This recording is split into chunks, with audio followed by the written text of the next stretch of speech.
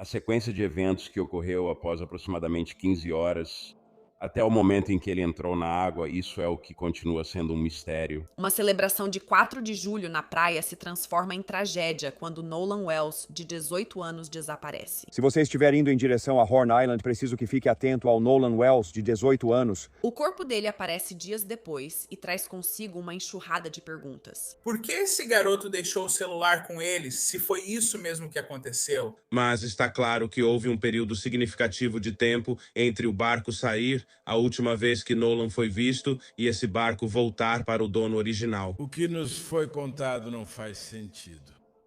Agora, a família e o mundo estão exigindo respostas. E estamos falando do Sul Profundo. Estamos falando de uma época política muito carregada. Estamos falando de um garoto negro com vários garotos brancos. Existe um cenário em que pode haver potencialmente algo a esconder. Aqui está tudo o que sabemos até agora. Uma linha do tempo completa sobre a morte de Nolan Wells. Este é o programa Scandal, apresentado pela Law and Crime. Eu sou Sierra Gillespie.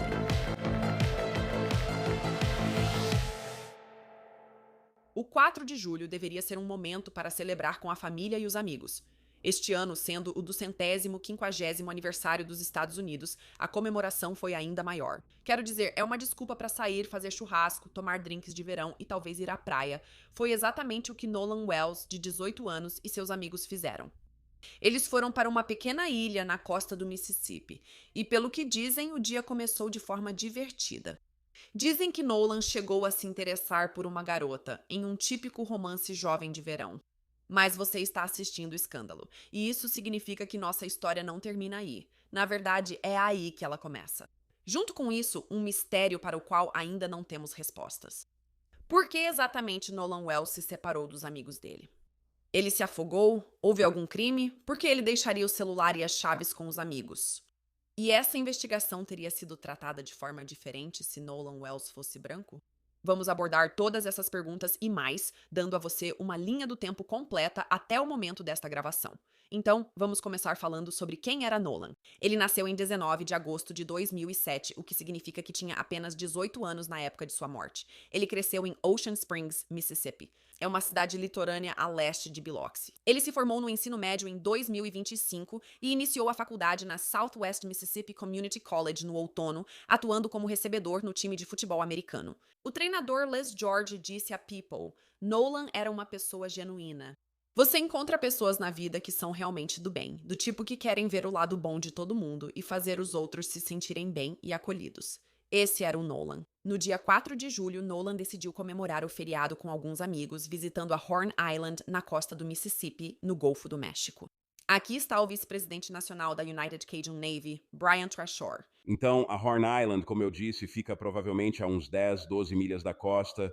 Ela se estende mais ou menos do sul da cidade de Biloxi até a cidade de Pascagoula, que faz fronteira com os condados de Harrison e Jackson, na costa do Golfo do Mississippi. É um destino recreativo muito popular. Ela é desabitada, tem algumas praias muito bonitas, sabe? Quando não está ventando muito, a água fica bem clara. A temperatura da água estava na casa dos 25 graus, era 4 de julho. Obviamente era um dia lotado, todo mundo estava fora. Mas a única maneira de chegar lá é de barco, ou, sabe, talvez de avião ou algo assim. Na maioria das vezes, as pessoas vão de barco até lá para relaxar e se divertir na água. Mesma coisa com a Ilha Ship. A Ilha Ship fica logo a oeste. E essa ilha tem um forte histórico, né? O Forte Massachusetts, que está lá desde 1861, outro lugar popular para as pessoas passarem o tempo. Ilhas de barreira ao longo do Mississippi no fim de semana. Muitos barcos são vistos, sabe? É mais ou menos como os Outer Banks das Carolinas. É simplesmente um destino recreativo popular. De acordo com o The Guardian, Nolan saiu de barco com 3 amigos em direção a Horn Island. Relatos indicam que eles chegaram por volta das 11h15 da manhã em 4 de julho. Eles passaram algumas horas na ilha, curtiram o 4 de julho e fizeram coisas de praia até a hora de ir embora. É aí que a história complica. De acordo com os dados do GPS, o barco saiu de Horn Island às 16h31, mas o que levou a esse incidente é confuso. Então, a história que me contaram foi que por volta das 15 horas, o grupo de amigos com quem ele foi para a ilha decidiu que iria embora. Eles precisavam voltar e ele, Nolan, começou a conversar com... Me disseram que era uma jovem, mas ele estava conversando com outras pessoas. e decidiu que, olha, eu vou ficar mais um pouco. Posso voltar de carona com outra pessoa. Ele anda com esse grupo o tempo todo. Eles já foram juntos para essa ilha várias vezes. Na época, provavelmente não pareceu importante para os amigos dele dizer: ok, quero falar com aquela garota e se ela te der carona de volta, beleza, nos vemos em casa. Foi assim que me explicaram. Relatos afirmam que os 3 amigos decidiram voltar de barco, mas Nolan quis ficar para conversar com uma garota chamada Katie. Nessa versão dos acontecimentos, Nolan planejava pegar uma carona de volta para o continente com outros amigos. E parte disso pode ser atribuída a uma declaração da juíza Ashley Cole, mãe de um dos rapazes que saiu naquele barco. Ela divulgou uma declaração que diz, em parte, abre aspas, meu filho viu Nolan pela última vez por volta das 15h do dia 4 de julho. Eles saíram às 16h30 quando o barco começou a encher de água devido a um problema na bomba de porão. Nolan decidiu ficar na ilha e voltar para o continente mais tarde com outro grupo de amigos. Existe uma gravação de emergência do barco mostrando que realmente estava entrando água no barco. Estamos afundando. Vocês podem, por favor, subir todos? Todos a bordo estão bem, exceto por isso? Sim, todos estão ótimos. De acordo com a CBS News, o barco teve que ser rebocado de volta para a costa, onde chegou às 18h06 do dia 4 de julho. Depois foi levado ao porto original, mas depois transferido para a rampa para barcos de Fort Bayou, onde chegou às 19h19. Isso indica que se passaram várias horas entre a última vez em que Nolan foi visto e o momento em que o barco atracou no continente. E esse pequeno detalhe chama a atenção de muita gente, inclusive do advogado criminalista Tyler Bailey. Se ele foi visto pela última vez na ilha às 15h e eles aparentemente não só saíram de lá, foram para outra área, depois atracaram e ainda foram rebocados. Muitas coisas podem ter ocorrido nesse tempo, especialmente considerando as mensagens de texto e o histórico do Snapchat que teriam sido apagados ou estão ausentes no celular dele. Então, há muito tempo para as pessoas acertarem suas versões, conversarem talvez com advogados ou outras pessoas sobre qual deve ser a narrativa quando chegarem. Estou especulando porque não sabemos, já que não houve interrogatório dessas pessoas. Não houve declarações oficiais emitidas, mas é claro que houve um período significativo de tempo entre o barco sair, a última vez que Nolan foi visto, e esse barco voltar para o seu dono original. Vamos falar mais sobre isso no episódio, sobre a chance de nem todos estarem dizendo a verdade ou a investigação não ter sido feita corretamente. Isso nos leva ao primeiro ponto de conflito. O relato inicial diz que Nolan ficou para falar com uma garota chamada Katie. Segundo a família de Nolan, a garota na ilha, às vezes chamada de Katie, disse que Nolan contou a ela que sairia da ilha para voltar ao barco do amigo. Agora, o detetive aposentado Matt Irvine. Parece que há várias coisas em jogo aqui. Em primeiro lugar, houve muita especulação e desinformação nesse caso. Ouvimos que a foto da festa na piscina, embora divulgada no fim de semana de 4 de julho, foi tirada cerca de uma semana antes. Há uma dúvida sobre aquela gravação, sobre quem está discutindo com quem querendo o celular de volta. O amigo disse que é ele e não Nolan Wells. Então, há muita especulação e desinformação por aí. Quanto às declarações das pessoas na ilha, seria preciso investigar a fundo para saber exatamente o que disseram. Parece que os amigos disseram à polícia que Nolan Wells queria ficar para trás para conversar com uma jovem. Parece que a jovem disse que ele a deixou para voltar ao barco com os amigos. Isso não é necessariamente conflitante, certo? As duas coisas podem ser verdade. Se ela realmente não o viu entrar no barco, isso não significa necessariamente que ele conseguiu voltar e algo pode ter acontecido no caminho. Você precisaria analisar exatamente as palavras usadas pelas pessoas ao descrever o que achavam ter acontecido. E não é incomum, em um caso como esse, que pessoas diferentes tenham perspectivas diferentes e que isso pareça estar em conflito. A família de Nolan afirma que ele não costumava se afastar dos amigos. Sua mãe disse ao Good Morning America: não conseguimos responder. Eu não consigo imaginar por que ele faria isso. O pai dele disse, abre aspas, nós sempre dissemos a ele que se saísse com um grupo, deveria ficar com o grupo. Mas, independentemente das circunstâncias que afastaram Nolan e seus amigos, eles se separaram. É aí que começa a próxima parte estranha. O celular e as chaves de Nolan teriam ido parar de alguma forma com os amigos dele. Segundo a Associated Press, os pais de Nolan rastrearam o celular dele na noite de 4 de julho. Eles usaram o aplicativo Life 360 e encontraram o celular com um dos amigos de Nolan, mas Nolan ainda estava desaparecido. Isso é algo que o advogado de direitos civis Joe Richardson não consegue entender. Então, ele deixou o celular com outro grupo de amigos? Se for verdade, relataram que o grupo de amigos que o deixou apareceu com o celular dele. Agora, eles dizem que é um lugar bem remoto e que não tem muito sinal lá. Não sei como é seu sinal de celular, mas se eu fosse um garoto de 19 anos, ficaria com meu celular, mesmo achando que não funcionaria. Nem pensaria em deixá-lo. Então, essa é a maior dúvida agora. Na verdade, isso é só uma evidência circunstancial, se é que é. Não é DNA, não é nada disso. Por que esse garoto deixou o celular com eles, se foi isso mesmo que aconteceu? Eu não estava lá. Então isso levanta algumas perguntas bem interessantes. E novamente, as coisas ficaram mais estranhas. Quando a mãe do Nolan pegou o celular, teria percebido que muitos itens haviam sido apagados: fotos, vídeos e até postagens recentes do Snapchat. Então todas essas informações foram simplesmente apagadas? E existe alguma maneira de recuperá-las, talvez? Existem especialistas e programas que são feitos para extrair dados de celulares. Há programas que recuperam dados até os que parecem apagados. É possível obter muitas informações de um celular. Algumas coisas dependem do próprio celular, de como os dados são armazenados, das escolhas que você faz, por exemplo, com um aplicativo como o Snapchat, se os dados ficam armazenados ou são apagados. Algumas pessoas trabalham apenas com perícia em celulares e exame forense de eletrônicos, sendo excelentes em recuperar dados que outros pensam ter excluído. Além do que está no próprio dispositivo, pode haver informações adicionais nos servidores das empresas de redes sociais e dos provedores de serviços de telecomunicações. Então, há muitas informações a serem obtidas ali, tanto do telefone do Sr. Wells, quanto dos dispositivos de outras pessoas que estavam na ilha naquele momento.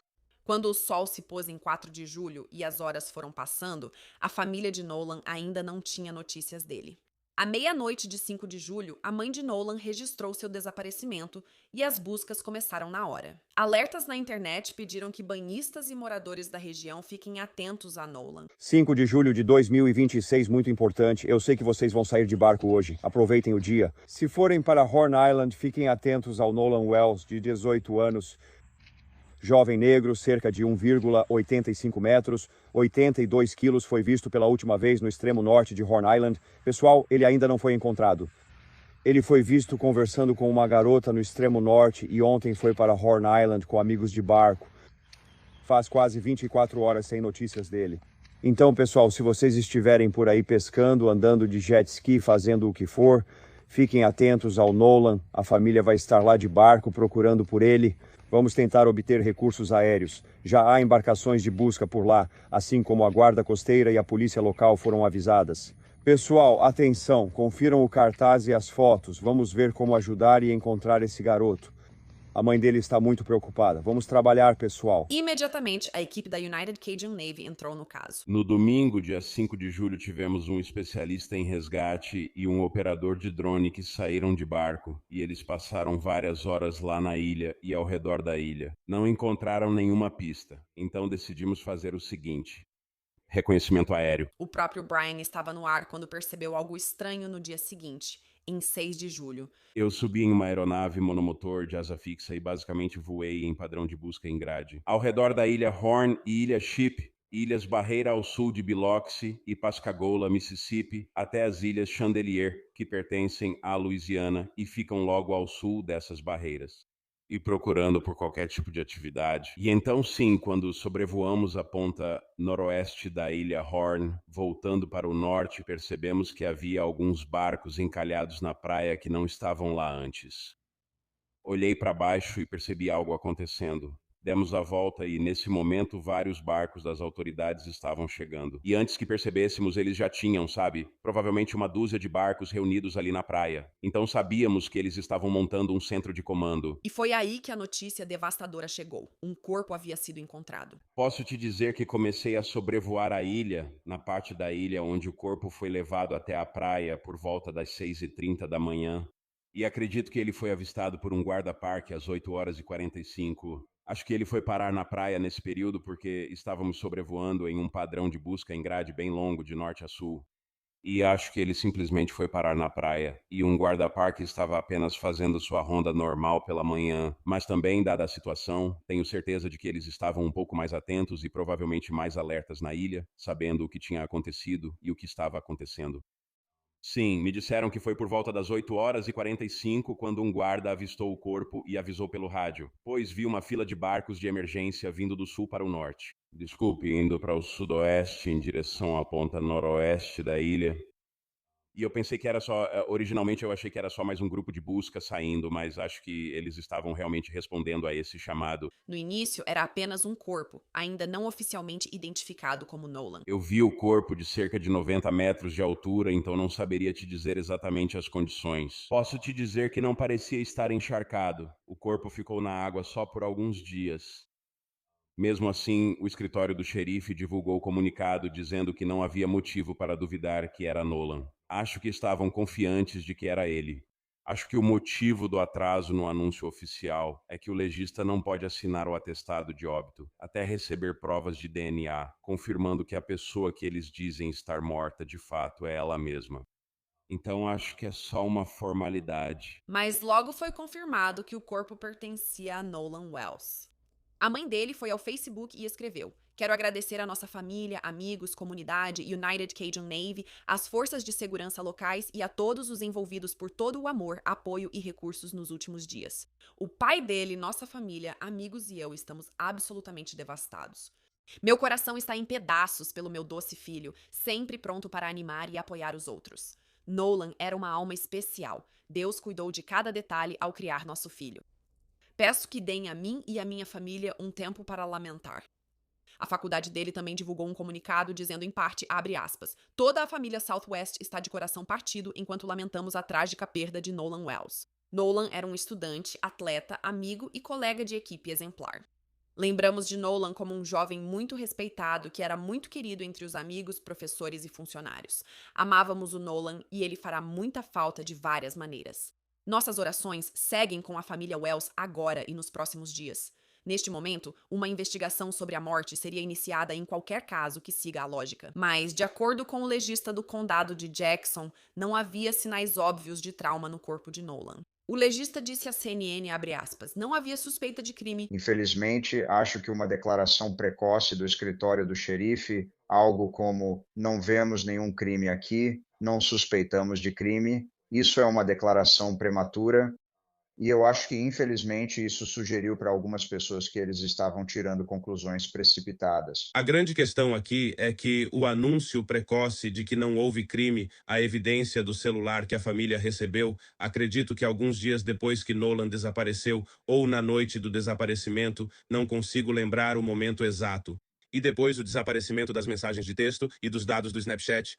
Permitir que especialistas ou extração conjunta de dados ocorram simultaneamente ajuda a família a se sentir segura, sabendo que tudo está sendo analisado sem fragmentação. Porque vi muitos casos em que extraíram dados do celular e o Estado disse: "Isso é outra informação, foram apagadas e não podemos recuperar."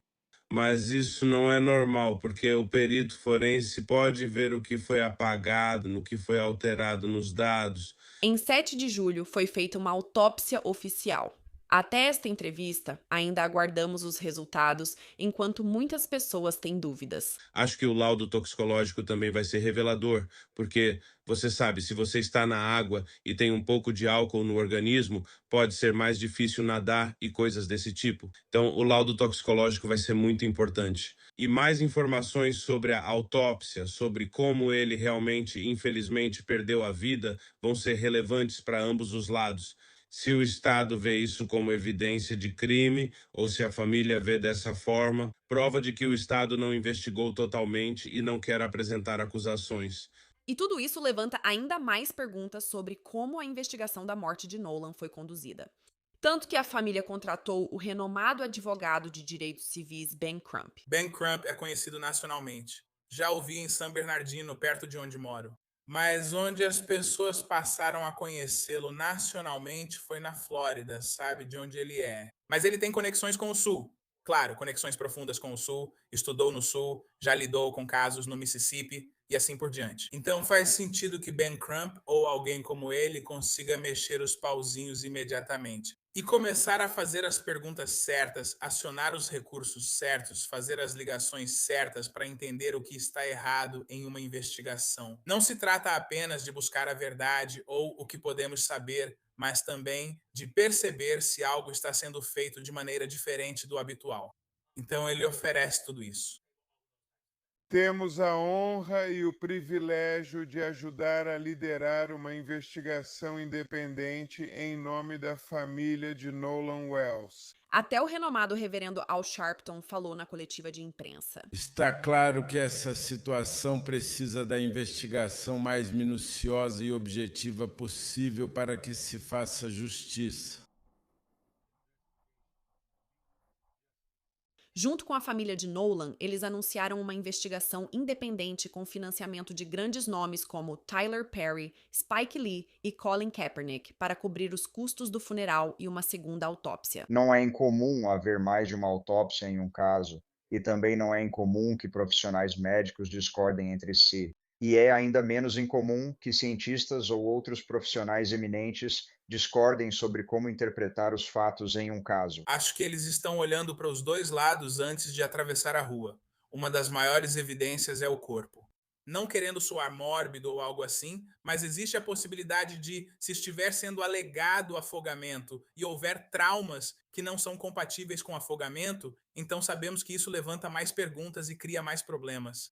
Também há um argumento de que, talvez o estado do Mississippi, dependendo do que pode ter acontecido, dependendo do que eles suspeitam que pode ter acontecido e que não conseguem necessariamente provar de uma forma ou de outra, eles podem estar incentivados a encerrar o caso. Já lidei com situações em que busco informações com legistas ou investigadores de incêndio, entre outros, e por aí vai.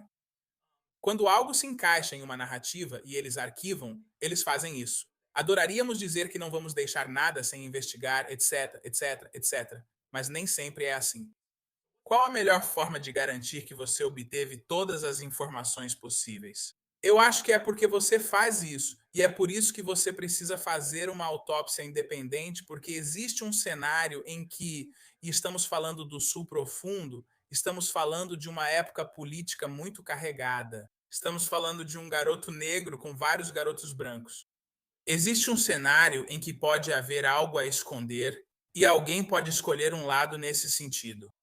Mas o corpo em si, teoricamente, poderia ao menos aliviar algumas preocupações sobre como alguém pode ter morrido, sabe? E etc. É certo que você recebe informações mais rápido. A equipe de Crump iniciou uma segunda autópsia independente e obteve um avanço importante no Ministério Público do Condado de Jackson. Acabamos de ter a oportunidade de nos reunir com a promotora Angel McLaughlin e alguns membros da equipe dela. Tivemos uma reunião muito respeitosa. Ela compartilhou com a família que haverá um júri de acusação para o qual ela encaminhará este caso assim que todas as informações forem coletadas e a investigação for concluída. Crump também anunciou que quando o telefone de Nolan for analisado, os especialistas dele também estarão presentes junto com a família. Dessa forma, todos receberão as mesmas informações ao mesmo tempo. Esta promotora disse que costuma se reunir com famílias que perderam entes queridos. Isso foi uma coisa que ela mencionou. Mas, a partir disso, você tem um xerife que disse inicialmente que não houve crime e depois a família exige uma investigação independente.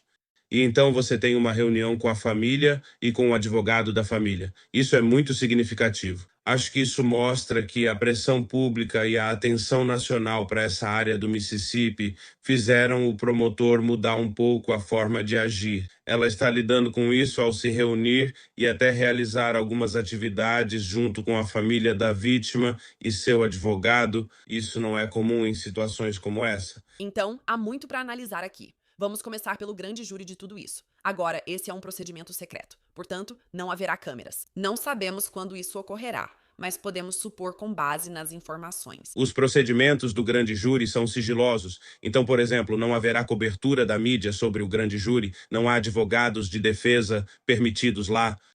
O advogado da família da vítima, Ben Crump, não poderá estar lá. Será um promotor que apresentará o caso ao grande júri que foi convocado. Se não apresentarem acusações, surgirão questionamentos.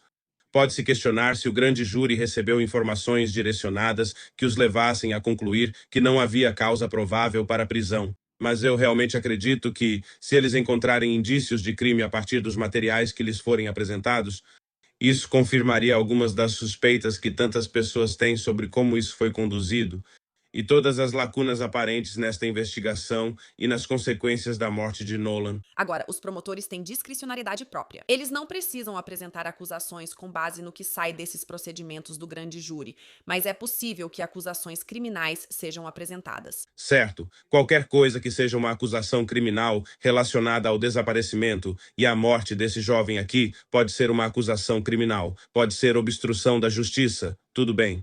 Pode haver pessoas que ajudaram depois do crime. Não sabemos se será homicídio ou assassinato, mas podem surgir acusações criminais disso. E eu acho que tudo o que a família tem pedido é uma investigação justa para que eles possam saber a verdade. E é por isso que estamos todos aqui pela verdade, porque ainda há muitas perguntas sem resposta. E isso me leva ao meu próximo ponto, o vídeo.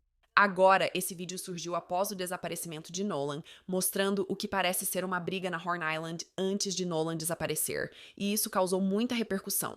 Houve algum tipo de altercação antes do desaparecimento dele? Bem, sim e não. Se acreditarmos em Trayston Shepard, amigo de Nolan, que disse ao Good Morning America que Nolan não estava na ilha naquele momento. Em vez disso, isso teria sido uma briga com um completo desconhecido e não tinha nada a ver com Nolan. Agora, esse vídeo está nas mãos dos investigadores. Eu imagino que eles estejam analisando isso com muito cuidado. Imagino que estejam fazendo tudo o que podem, tanto visualmente quanto em termos de áudio, para aprimorar e determinar quem está falando. E eu imagino que isso seja apenas uma pequena parte das evidências eletrônicas que eles estão analisando neste caso. Quero dizer, se você tem um monte de jovens fazendo uma viagem para uma ilha, imagino que todo mundo tenha celular. Todo mundo está gravando e postando coisas nas redes sociais. Mesmo que a conta do Sr. Wells nas redes sociais tenha ficado inativa por parte desse tempo, alguma dessas interações com certeza foi registrada por outras pessoas. É assim que os jovens socializam hoje em dia. Tudo vai parar na internet. Trayston explicou por que os amigos de Nolan ficaram com seu celular. Eles disseram ao GMA: todos os nossos amigos estão lá fora. Com quem vamos nos comunicar? E estamos em água salgada, não doce. Quando Nolan entrou na água, ele deixou o celular no barco junto com provavelmente outros 15 celulares. Normalmente, os jovens ficam com o celular por perto e ligado o tempo todo, mas acho que entrar na água seria uma exceção. Você não vai entrar na água com o celular no bolso. Então faz muito sentido a ideia de que ele deixaria o aparelho com alguém ou no barco se fosse se molhar. Mencionamos que Tristan e Ashley Cole, juíza do condado de Jackson, se pronunciaram. Já li parte da declaração dela, mas queria retomar o assunto. Ela já fez várias declarações. A primeira diz, em parte, abre aspas, nossa família, junto com a comunidade, lamenta a perda de Nolan Wells. Nossos pensamentos e orações estão com a família de Nolan. Nosso filho Warren ama muito o Nolan. Infelizmente, sinto que é apropriado para nossa família esclarecer alguns boatos com fatos, devido à atenção nas redes sociais que está sendo desviada da família Wells e da sua perda. Ninguém em nossa família está tentando, de forma alguma, atrapalhar a investigação das autoridades ou dificultar a busca por respostas da família e das autoridades. Warren foi entrevistado pelo departamento do xerife de Jackson e cooperou totalmente. Os juízes muitas vezes evitam ao máximo fazer declarações públicas porque são juízes. E é interessante que ela esteja fazendo essa declaração. Aposto 10-1 que o condado de Jackson é pequeno o bastante, ao menos figurativamente, para ela conhecer o promotor, ou o promotor conhecê-la. Ela conhece também o investigador. Ela conhece a agência investigativa ou a agência investigativa a conhece? E ela conhece o legista, a agência do legista, ou a agência do legista a conhece? Então, quando você junta tudo isso e eu sou da família desse falecido, isso não necessariamente me deixa tranquilo. Acho que neste momento há duas coisas em que essas famílias e esses pais concordam. Não acredito que algum deles quisesse o filho morto. Ok, e eu acredito que ambos entendem que o filho da juíza, a juíza também não quer que o filho dela vá para a cadeia.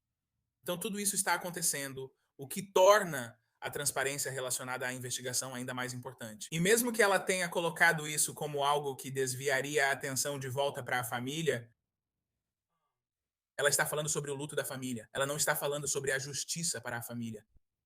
Há uma diferença nisso. Como você vê as coisas depende de onde está. Não acho que ela precisava se envolver nessa história.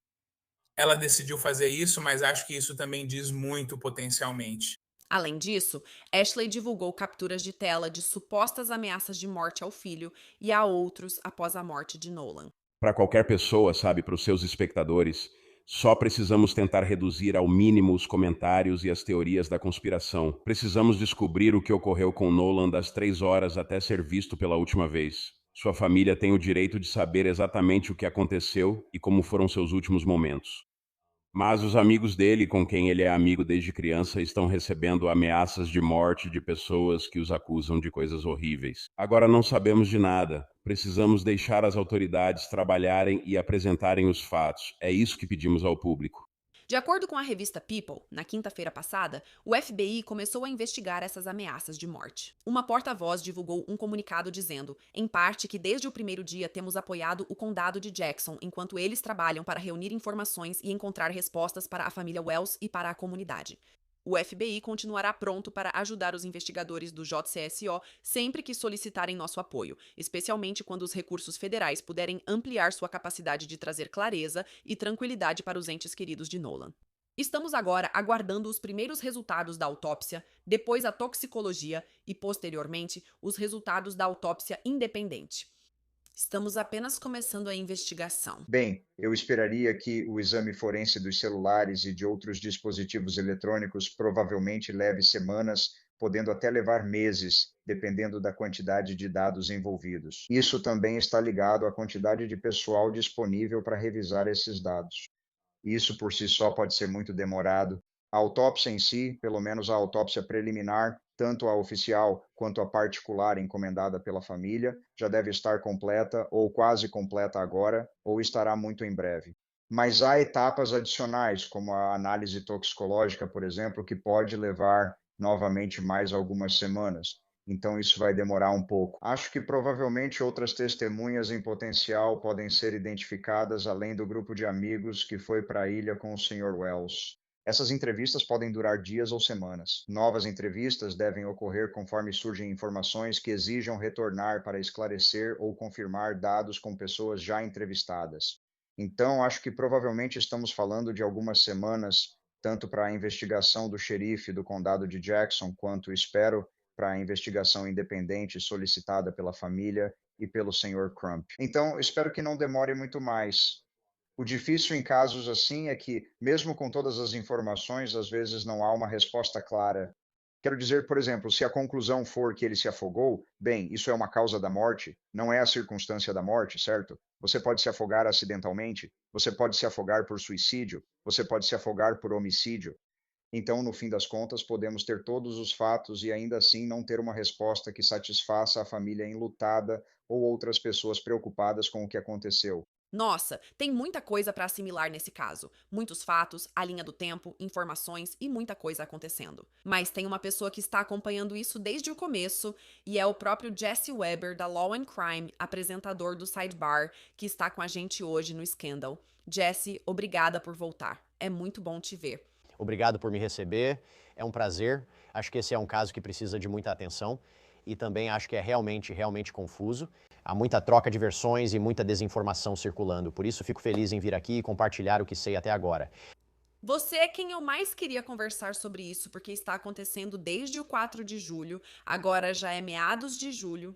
Houveram atualizações e eu tenho acompanhado todas as edições do Sidebar. Então, vamos voltar no tempo, começar com a sua primeira cobertura disso. Quero dizer, quais são seus pensamentos iniciais sobre esse caso? Olha, é um caso realmente perturbador e lamentável. Quaisquer que sejam os resultados ou o que a investigação revelar sobre por que Nolan Wells morreu, é uma tragédia. 18 anos atleta, jogador de futebol americano universitário, amado pela família, amado pelos amigos, aliás, também. E parece que, independentemente das circunstâncias de por que isso aconteceu, esperamos chegar ao fundo dessa questão. Um jovem perdeu a vida. Ele só deveria estar comemorando com os amigos antes de voltar à escola e ao treino de futebol americano. E é uma situação realmente perturbadora. E eu tenho que dizer, eu realmente me sinto péssimo pela família, porque não é só uma família tentando lidar com a ideia de perder seu ente querido, perder seu filho, mas eles também não confiam nas autoridades policiais. Eles sentiram a necessidade de contratar advogados particulares, o que é especialmente devastador e preocupante, e agora eles estão sob os holofotes, assim como esse caso, de uma forma muito única. Quando você pensa na logística, ele tem 18 anos, é legalmente adulto, mas se lembrarmos de quando tínhamos essa idade, achávamos que éramos adultos, mas ainda éramos crianças. Ele estava se divertindo e fazendo tudo certo. Ele foi à praia no 4 de julho, como todo mundo, e estava se divertindo muito. E aí, para os pais e a família dele passarem por isso tudo, e como você disse, lidarem com a situação, ainda tem a questão da polícia envolvida. Vamos falar sobre a investigação e alguns detalhes. É estranho e acredito que para muitos o celular e as chaves dele estarem com os amigos, não com ele. O que acha? Você pode dizer que é estranho. Você pode dizer que é estranho que, se você considerar a narrativa de que ele saiu do barco para ir falar com uma garota em Horn Island e segui-la, por que ele não levaria as coisas dele com ele? Agora, o amigo dele, Sr. Shepard, Tristan Shepard, falou com a ABC News e acho que também com a Rolling Stone e basicamente disse que não é incomum. Você vai entrar na água salgada. Você não levaria seu celular com você. Se você olhar, há milhões de celulares. Todos os celulares dos amigos estão no barco. E com quem mais ele iria se comunicar? Ele está se comunicando com todo mundo ali. Agora, há quem diga, olha, ele é um adolescente. Como é que ele não está com o celular dele 24 horas por dia, 7 dias por semana? Se ele está falando com uma garota que acabou de conhecer ou não era próxima, não iria querer o número dela? Não sei as circunstâncias. Aliás, ela ainda não se pronunciou publicamente. Ben Crump, que representa a família, indicou que eles conversaram com ela e que ela pode apresentar uma narrativa um pouco diferente sobre como era o relacionamento deles ou como foi a conversa deles. Mas eu acho que a maneira de ver isso é que sim, é incomum. Entendemos que foi a família de Nolan que conseguiu recuperar o telefone dele usando o aplicativo Life 360 e que o telefone estava com os amigos dele. Acho que entendo a confusão e as suspeitas sobre isso. Mas também diria que naquela ilha remota, só acessível de barco, não há desenvolvimento comercial. É incomum que ao entrar e sair de um barco você não esteja com o celular, mas de novo, qual é o resultado final? Ele estava sem o celular e não retornou com os amigos naquele barco, o que é estranho. Quer dizer, quando você coloca dessa forma, eu realmente estava pensando sobre isso. Todo verão eu faço uma viagem com minhas amigas da faculdade. A gente vai para o lago e, pensando bem, eu deixo meu telefone no barco. Não fico com ele porque vou molhar, sou desastrada, vou acabar derrubando na água. Todas nós estamos curtindo com as amigas, conversando umas com as outras. A gente deixa nossos telefones no barco. Então, quando você coloca dessa forma, ok. Faz sentido, mas essa próxima parte não faz sentido pra mim. Os relatos que eu vi dizem que algumas mensagens, Snapchats ou fotos foram apagados. O que você pode me dizer sobre isso? Então, eu acho que isso não veio oficialmente das autoridades. Isso veio da família do Nolan. Não sei por que acreditam nisso, mas veja o que está acontecendo. Ben Crump anunciou esta semana que ele e as autoridades concordaram que haverá uma análise conjunta do telefone, ou seja, os investigadores do Estado e os próprios investigadores e especialistas particulares da família vão analisar o telefone. E um dos aspectos interessantes sobre o telefone e dados digitais como prova é que eles podem ser facilmente recuperados. Por exemplo, se você tem uma peça de roupa, o DNA e as impressões digitais podem ser comprometidos. Se alguém apaga informações de um telefone ou de um aplicativo, você e eu sabemos disso por já termos visto milhões de casos. Isso não está apagado para sempre. Há indícios de algo removido ou apagado, o que pode ser uma evidência crucial. Então, o fato de que vocês vão ter dois, exames mútuos do telefone, eu acho que vai ser algo bastante crítico. Agora, aonde isso vai levar? Eu não tenho certeza absoluta. Esse telefone pode trazer evidências sobre o que ocorreu com Nolan? Talvez sim, talvez não. Sou cético quanto a isso. Mas pelo menos, esse é um avanço. Pelo menos eles têm o telefone dele. O que a gente sabe que em vários casos diferentes, especialmente em casos de pessoas desaparecidas, às vezes você nem tem isso. Acho que será interessante ver o que o telefone revela.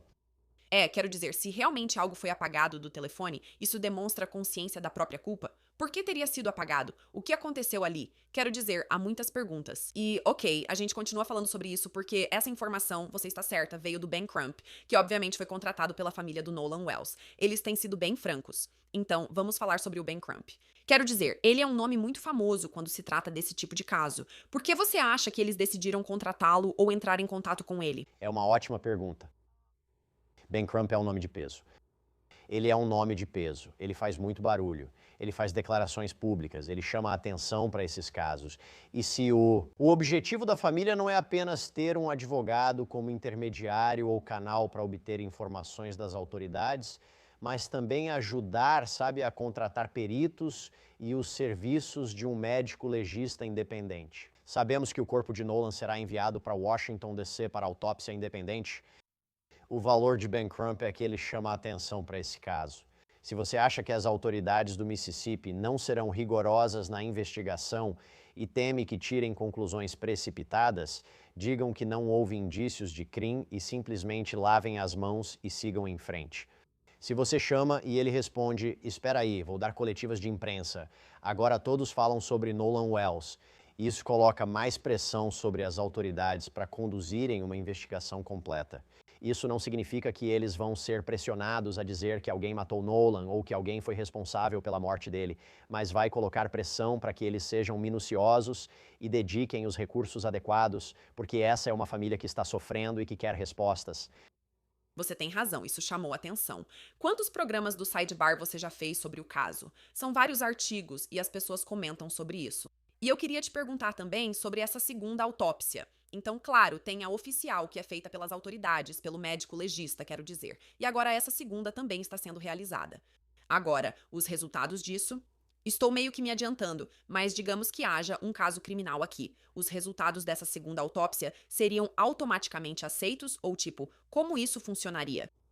Então, neste momento, para determinar se haverá acusações criminais, tudo realmente depende do que o médico legista do Estado, vai determinar. Se o médico legista do Estado examinar o corpo, e eu acho que pode haver algumas complicações aí, porque a gente ainda nem sabe onde o Nolan morreu ou quando, certo? Tipo... Ele morreu na água, em um barco ou em terra firme? Mas mesmo nessas circunstâncias, né, se você está falando sobre afogamento, o corpo dele seria capaz de fornecer respostas sobre se ele foi mantido submerso, se ele foi empurrado para dentro da água? Se houver trauma, e como o xerife disse que não havia sinais claros de trauma homicida, pode ser difícil saber o que ocorreu com Nolan. Mas se houver algo na investigação do médico legista estadual, na autópsia deles, que determine que ele foi morto, que houve crime, é aí que você vê acusações. Se eles concluírem que não veem nada e aguardam os resultados da toxicologia, o que também é interessante. Mas se eles não determinarem nada, seria prerrogativa do promotor dizer que não acham que houve um crime cometido. Enquanto que, se a investigação particular, a autópsia particular, determinar que não encontramos sinais de trauma, isso obviamente será apresentado ao escritório do promotor e eles terão que considerar. Mas veja, quantas vezes cobrimos casos, julgamentos, em que diferentes legistas chegam a conclusões diferentes sobre a causa e as circunstâncias da morte. Então isso realmente se torna uma questão. Eles vão apresentar esse caso a um grande júri? Eles querem seguir em frente com as acusações? Se houver uma discrepância, porém, e isso se tornar público que existe uma diferença entre as autópsias, esse caso não vai a lugar nenhum tão cedo. Isso vai gerar mais perguntas e pressionar ainda mais as autoridades. Ok, agradeço por me colocar no meu lugar, realmente me adiantei. Nós temos... nem sei disso. Você fez isso? Eu nem acho que você fez. Você fez sim, Jesse. Está me ensinando sobre isso e fico feliz, pois precisamos falar sobre o grande júri. Acabei pulando essa parte e é importante discutirmos. Então, recentemente, quando Ben Crump e sua equipe apareceram, eles fizeram uma coletiva de imprensa. Eles disseram, ok, nos encontramos com o promotor. Foi aí que nós noticiamos que todo mundo estaria presente quando forem extrair informações do celular, etc. E parece que, depois disso, as coisas podem ser levadas a um grande júri. E é aqui que as coisas ficam meio loucas, porque não é como se pudéssemos transmitir isso ao vivo. Não é como se fôssemos saber a data, porque os procedimentos do grande júri são sigilosos, obviamente. Então, como seria tudo isso? Quero dizer, eles nem precisam apresentar acusações? O gabinete da promotoria, se o grande júri aprovar, o que acha desse processo do grande júri? Assumindo que isso seja verdade, embora eu duvide que a promotora tenha dito isso publicamente, não seria incomum algo assim acontecer.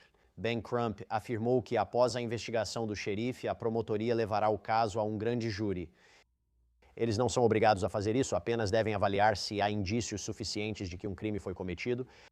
Se eles escolherem apresentar isso diante de um grande júri, que, como você disse, é um procedimento secreto, o padrão é muito mais baixo. Os grandes júris não têm a função de determinar se um crime foi cometido além de qualquer dúvida razoável. Só importa se há indícios suficientes. Basta a maioria dos jurados, não unanimidade.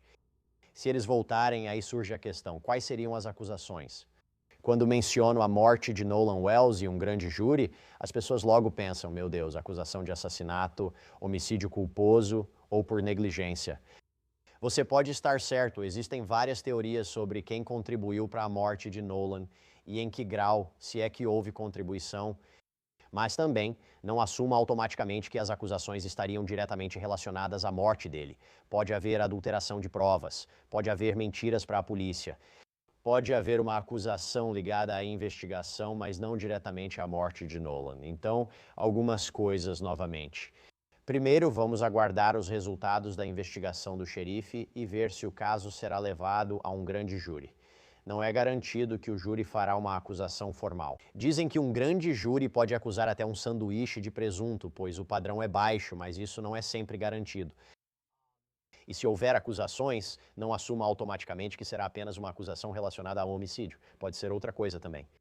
Esse é um ótimo ponto. Quero dizer, nós falamos sobre o celular, falamos sobre mensagens que potencialmente ou supostamente foram apagadas. Então, há muitas possibilidades diferentes. Só para esclarecer, não estou dizendo que alguém cometeu um crime, apagou provas ou mentiu à polícia. É apenas algo em que estou pensando. Sim, com certeza. A gente só precisa manter a mente aberta para tudo isso. E isso leva à minha próxima pergunta também.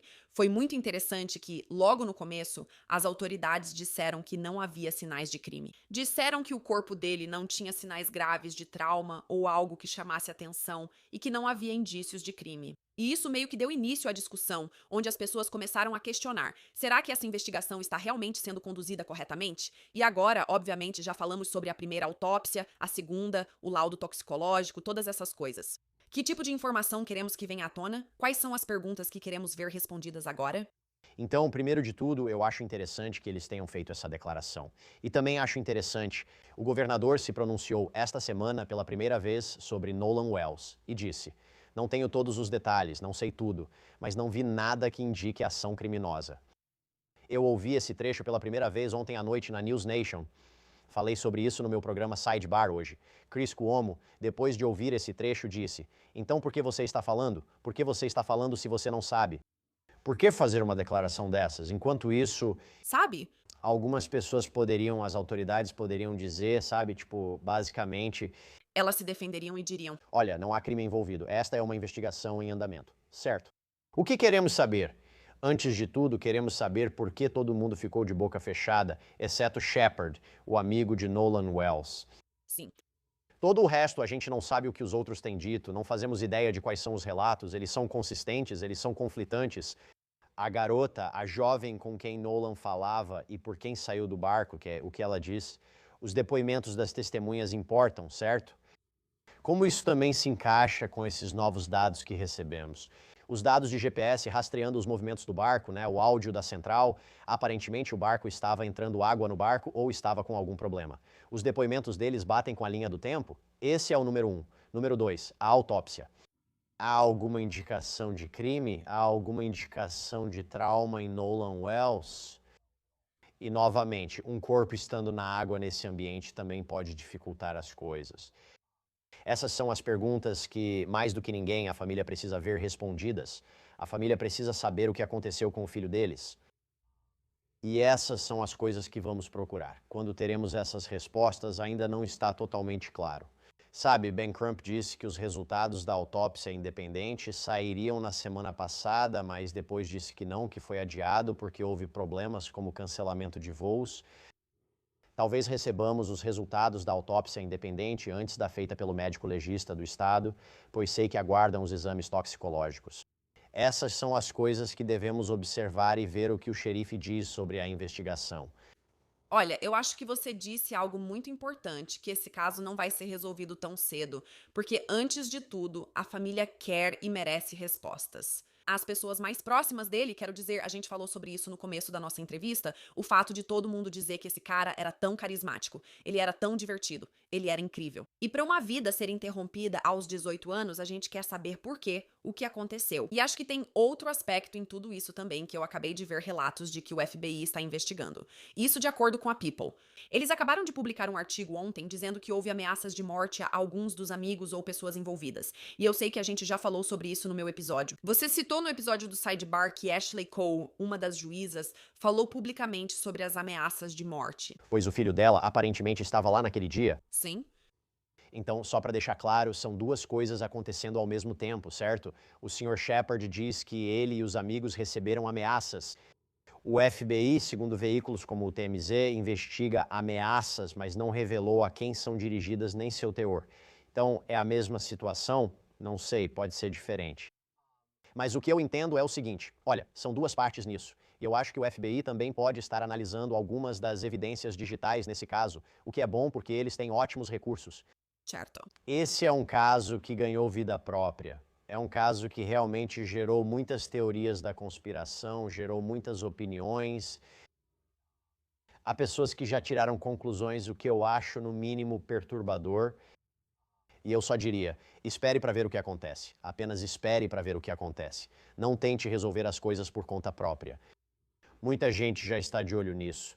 Parece que há duas investigações, uma independente da família e outra das autoridades. Essas testemunhas estão sendo interrogadas de algum modo. Eles vão esclarecer isso, ou com sorte esclarecer isso de uma forma ou de outra. Vamos dar um passo atrás, porque o pior que pode acontecer é se o público se envolver de uma maneira inadequada. E não estou dizendo para não demonstrar interesse nisso. Não estou dizendo para não cobrar respostas das autoridades.